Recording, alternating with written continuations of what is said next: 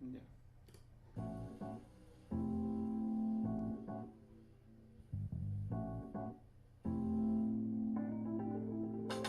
Aunque es casi imposible representar gráficamente la complejísima estructura de etapas productivas que constituyen una economía moderna, con la finalidad de facilitar la comprensión de los elementos teóricos que desarrollaremos en adelante, vamos a ilustrarla de manera simplificada. Supongamos que la estructura productiva está constituida de manera simultánea por 5 etapas, representadas aquí por su valor en unidades monetarias, cuyo número de orden, siguiendo la aportación clásica de Menger, consideramos que se incrementa conforme más se aleja de la etapa final de consumo. Así, y considerando que cada etapa exige un año de duración,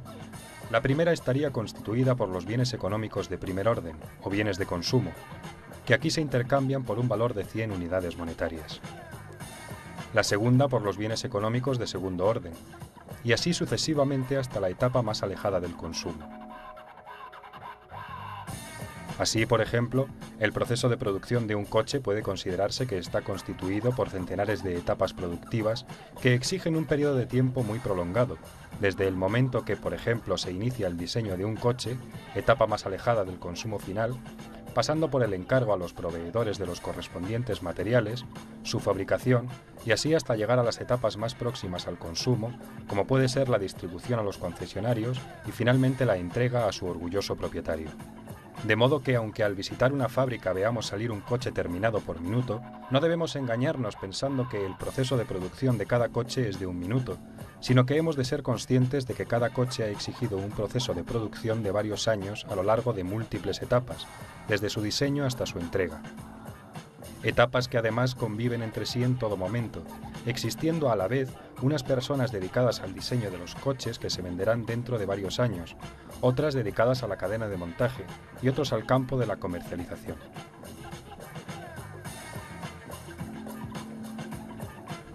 ¿Cuáles serían entonces los flujos de renta monetaria? Empezando por la primera etapa, supongamos que los consumidores gastan 100 unidades monetarias en la adquisición de bienes de consumo, que pasan a ser propiedad de los capitalistas propietarios de las industrias de bienes de consumo. Estos capitalistas, un año antes, habían adelantado el pago con cargo a su ahorro de 80 unidades monetarias, correspondientes a los servicios de los bienes de capital fijo y al pago de los bienes de capital circulante producidos en la etapa anterior del proceso productivo por otros capitalistas. Asimismo, abonaron también 10 unidades monetarias a los propietarios de los factores originarios de producción, trabajo y recursos de la naturaleza, que directamente contrataron en la última etapa de bienes de consumo. Esta diferencia entre el total de lo que adelantaron y lo que reciben transcurrido un año equivale a un beneficio contable de 10 unidades monetarias o un tipo de interés aproximado del 11% anual. De la misma manera se puede razonar en relación con el resto de las etapas. Finalmente vemos cómo el total de los importes que los capitalistas han ido adelantando en cada etapa a los factores originarios de producción y los beneficios contables derivados de cada etapa, siempre tendentes a coincidir en nuestro ejemplo con el 11% de interés, dan un total de 100 unidades monetarias de renta neta, lo que coincide exactamente con el importe que durante todo el periodo se gasta en bienes de consumo final. ¿Cómo afecta a la estructura productiva el aumento del ahorro voluntario? En nuestro ejemplo, vamos a considerar que el aumento del ahorro hace que los agentes económicos, en vez de consumir 100, pasen a consumir 75 unidades monetarias, reduciendo considerablemente los beneficios de las empresas que ejercen su actividad más cerca del consumo final.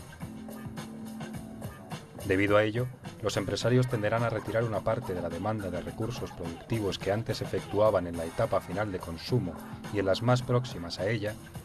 y la trasladarán hacia las etapas más alejadas, cuya demanda no cae porque están produciendo los bienes que se consumirán dentro de varios años, y donde descubren que se puede obtener una rentabilidad mayor, ya que el precio de mercado de los bienes de capital y de los bienes de consumo duraderos tenderá a incrementarse haciendo atractiva la inversión en otro tipo de bienes, como una instalación industrial, un ordenador o el inmueble de una empresa. Con todo, vemos cómo tiende a producirse un alargamiento de los procesos productivos, hasta que el tipo de interés, ahora sensiblemente más reducido por el aumento del ahorro, se extienda por igual a lo largo de toda la estructura productiva. Al caer los tipos de interés, el valor de los bienes de capital que producen las etapas más alejadas sube, haciendo más atractiva todavía la inversión en estas respecto de las más cercanas al consumo. A este alargamiento del proceso productivo contribuye también el llamado efecto Ricardo. Al reducirse la demanda, cae el precio de los bienes de consumo, con lo que se produce un aumento de los salarios reales. Esto hará interesante para los empresarios sustituir mano de obra por bienes de capital, provocando que se liberen factores productivos de las etapas más próximas al consumo que serán demandados en las etapas más alejadas. En conclusión, respecto a nuestro primer gráfico, el aumento de 25 unidades monetarias de ahorro neto voluntario provoca tanto un alargamiento vertical de la estructura productiva, surgiendo nuevas etapas, como el ensanchamiento de las etapas ya existentes más alejadas del consumo, así como el estrechamiento de las más próximas. En relación con la etapa final de bienes y servicios de consumo, pese a su disminución inicial en términos monetarios, experimenta, al culminar el alargamiento de la estructura productiva, un gran aumento real en la producción, que al tener que vender a una demanda monetaria más reducida, da lugar a una disminución muy significativa de los precios de mercado de los bienes de consumo, que en última instancia hace posible un importante crecimiento en términos reales de los salarios y, en general, de todas las rentas de los factores originarios de producción. Todo ello da lugar al proceso de desarrollo económico más sano y sostenido que cabe concebir, ya que, como vemos, los procesos productivos, cuanto más largos son, más productivos se vuelven. Baste comparar, en fin, un tractor moderno con un arado romano. Es verdad que el primero exige un mayor número de etapas, pero resulta evidente que es mucho más productivo que el segundo a la hora de arar la tierra para conseguir alimentos, pudiendo ofrecerse estos, además, a un precio más reducido. ¿Qué efectos tiene una expansión crediticia bancaria no respaldada por un aumento previo del ahorro voluntario? Gracias a la reserva fraccionaria, la banca puede generar de la nada nuevas unidades monetarias en forma de depósito o medios fiduciarios, que son concedidos al público como préstamo o crédito sin que previamente éste haya decidido incrementar su volumen de ahorro. Así, por ejemplo, cuando una persona deposita 10.000 euros en el banco, éste, en vez de guardarlo todo, solo está obligado a guardar legalmente un 2%, pudiendo prestar a otro cliente el resto. Este cliente lo usará para, por ejemplo, comprar un coche. De este modo, el vendedor del coche ingresará este dinero en otro banco, que a su vez solo guardará el 2% y volverá a prestar el 98% restante, en un proceso que podrá repetirse hasta 50 veces. En nuestro ejemplo, con una base de dinero efectivo de 10.000 euros iniciales, se llegaría a obtener una oferta de 500.000 euros. La expansión crediticia producida por el sistema bancario sin que se haya producido el necesario aumento del ahorro de la sociedad afecta significativamente a la estructura de etapas productivas. Partiendo de nuestro gráfico inicial, vemos que el consumo final permanece inalterado en 100 unidades monetarias. Sin embargo, la creación de nuevo dinero que entra en el sistema en forma de expansión crediticia se coloca en el mismo mediante la necesaria reducción en términos relativos del tipo de interés para que los agentes económicos se decidan a tomar los nuevos créditos creados.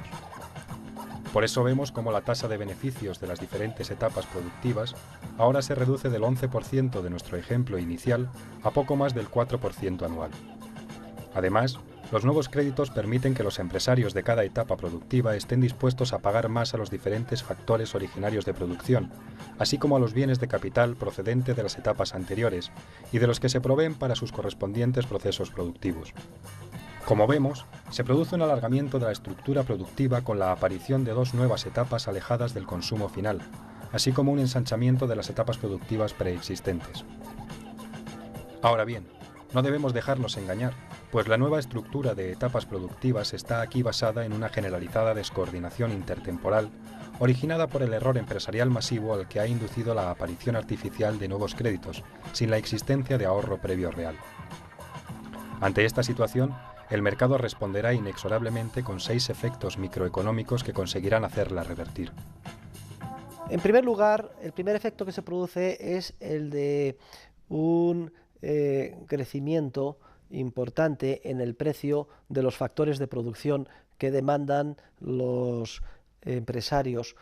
precisamente con las nuevas unidades monetarias que han percibido de los bancos en ese proceso de expansión crediticia. Como no ha habido un crecimiento del ahorro, no se han liberado recursos de las etapas más próximas al consumo, y la única manera de atraértelos a estos proyectos de inversión, por ejemplo, para construir el 1.000.000 de viviendas, es pagarles una prima adicional. Entonces, el primer efecto que se observa es el de un crecimiento en el precio de la mano de obra, es decir, de los salarios, de las materias primas, de los factores de producción en general, de los bienes de capital, de los recursos naturales que demandan para sí los empresarios. Entonces, este primer efecto ya es un primer toque de atención, porque cuando hicieron sus proyectos, sus presupuestos, pues consideraron unos precios para los factores de producción determinados que ahora se ve que son más altos. Entonces ya es un primer indicio de que a lo mejor no van a obtener los beneficios que pensaban, o por lo menos en un importe tan elevado como pensaban. El segundo efecto, que se produce temporalmente después, es el crecimiento en el precio de los bienes y servicios de consumo, porque el dinero se va extendiendo paulatinamente y por etapas entre toda la sociedad, y en un primer momento llega, como he dicho, al bolsillo de los empresarios, pero ellos demandan factores de producción, y esos factores de producción ven que tienen unas rentas más altas, y en última instancia, tarde o temprano, llegan al bolsillo de los que son los consumidores, y si su tasa de preferencia temporal no ha variado, siguen consumiendo en la misma proporción que antes. Como ahora tienen más unidades monetarias, pues se dedican a esas unidades monetarias a adquirir bienes y servicios de consumo inmediato, cuando todavía no se ha producido el efecto de incremento de la producción de bienes y servicios de consumo como resultado de las nuevas inversiones, porque todavía no han madurado, madurarán en un futuro muy lejano. Entonces, el segundo efecto es la subida en el precio de los bienes de consumo, incluso a un ritmo, en una proporción que es superior al crecimiento de la de los factores de producción, por este efecto que hemos dicho. El tercer efecto es el efecto de disparidad en los beneficios de las empresas que operan a lo largo de la estructura productiva de la sociedad. Porque claro, al crecer los precios de los bienes de consumo a un ritmo más rápido, los beneficios de las empresas que trabajan en los sectores más próximos al consumo, pues yo que sé, las de distribución, las grandes superficies, comercio al por menor, etcétera, pues en términos contables y relativos son mejores que los beneficios de las empresas de bienes de capital, que todavía no han podido vender o culminar sus proyectos de inversión, y además ven cómo sus inputs, sus factores productivos cada vez les cuestan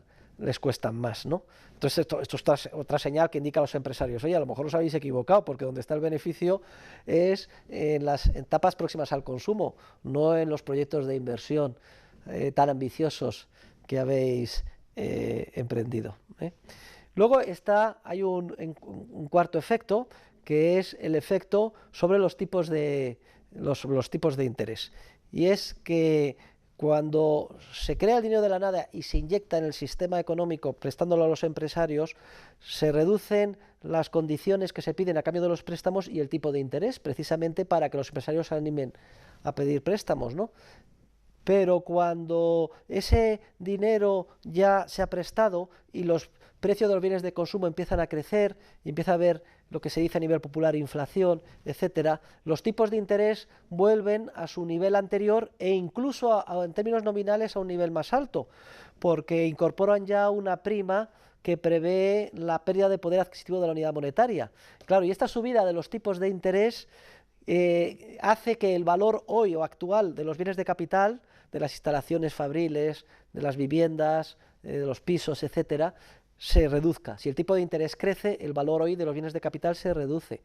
Y entonces, esto es otra señal en el mercado que indica oye, resulta que aquello en lo que estáis movilizando los nuevos recursos monetarios creados en la expansión crediticia, que es en bienes de capital, resulta que su precio de mercado está cayendo.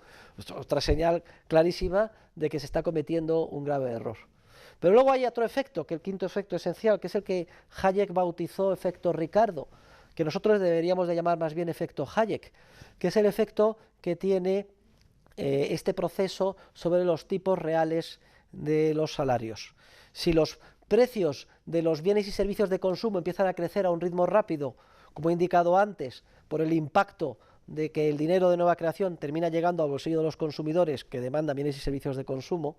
si los precios de bienes y servicios de consumo crecen a un ritmo rápido, más rápido que los salarios, significa que en términos reales los salarios tienden a bajar. Y si los salarios tienden a bajar, es una señal esencial que indica a los empresarios que deben, en el margen, de utilizar más mano de obra y menos equipo capital. Es decir, más trabajadores, a lo mejor con más turnos, y no comprar ordenadores, maquinaria. Es decir, precisamente los bienes de capital, resultado de los proyectos de inversión que han iniciado los empresarios en la etapa de la burbuja. Sería, por tanto, el efecto Ricardo, el quinto efecto. Y el sexto ya es cuando se pone de manifiesto todo esto junto a la vez, es decir, que los empresarios, engañados por el crédito fácil que han recibido de la banca que opera con reserva fraccionaria, han emprendido proyectos de inversión demasiado ambiciosos que no son sostenibles y que solo son rentables en las circunstancias de la burbuja en que los tipos de interés eran tan bajos. Ahora se pone de manifiesto que esos proyectos de inversión no producen bienes de capital que no tienen demanda. Por ejemplo, el 1.000.000 de viviendas que se hicieron por error en España y que no encuentran comprador. Que los beneficios están no ahí, sino en las etapas más próximas al consumo. Que el tipo de interés tan alto hace que no sean sostenibles ni rentables esos proyectos de inversión. Cuando se descubre todo esto a la vez, se pone de manifiesto los errores de inversión cometidos.